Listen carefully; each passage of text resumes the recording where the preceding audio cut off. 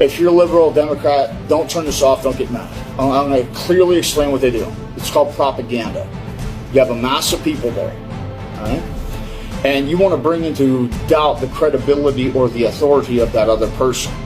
So what you'll do is, the person could do a good act, and then you'll put it in a certain kind of propaganda light that makes it look like, oh my God, dude, it's terrible.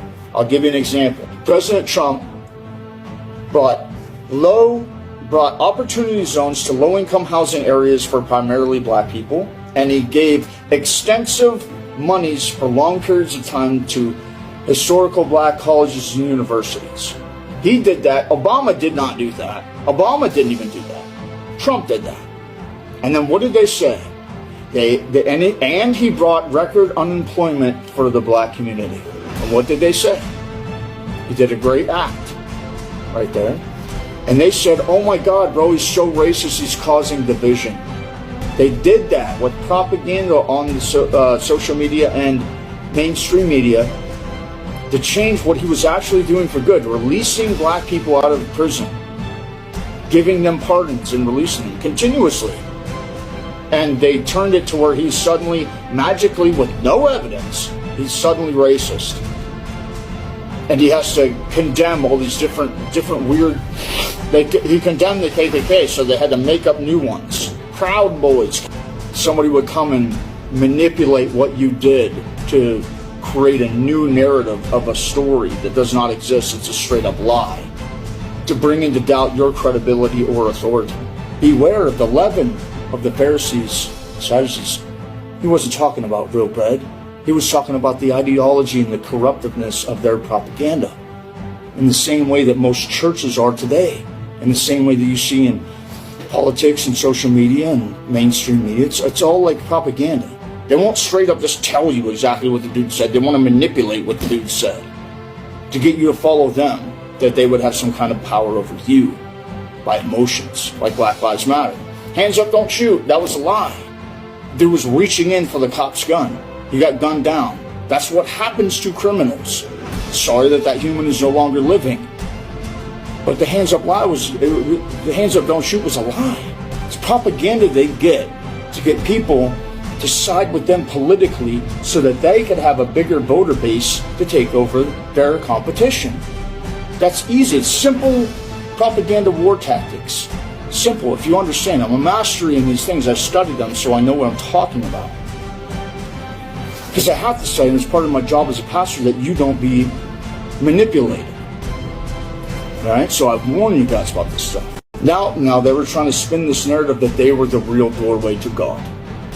That's what most humans do. With the occult, with false gods, with free thinking. Then the Pharisees and Sadducees came and, testing him, Jesus, asked that he would show them a sign from heaven. I'm not going to say what the Lord would say, but imagine being Jesus just for a second. You literally just watched me feed an army of men with 7 loaves of bread, and there was huge basketfuls left over. How you going to ask me? Well, you just saw that. No human has ever done that before in human history. How you going to ask me for a sign from heaven if I'm really going to do something? You just saw a sign. Jesus, rightly irritated. Jesus, he answered and said to them, when it is evening, you say it will be fair weather, for the sky is red. And in the morning, it will be foul weather today, for the sky is red and threatening. Hypocrites! You know how to discern the face of the sky, but you cannot discern the signs of the times. A wicked and adulterous generation seeks after a sign, and no sign shall be given to it except the sign of the prophet Jonah. Go research the story of Jonah if you don't know it. And Jesus, and he left them and departed. It's like, I'm done. You guys are just playing propaganda games to get the crowd to try to doubt me, my credibility, my authority. You want to play that game so that you can have religious clout, so that you can have political power, so you can take the tithes and offerings of the people? You want to do that? Do it. But just know, whatever story you create, whatever narrative you spin, whatever propaganda you got going, doesn't matter. Because in the end, we truly know who each one of us is. I am the real Son of God. I am the final authority. I have all the power and authority in heaven and on earth.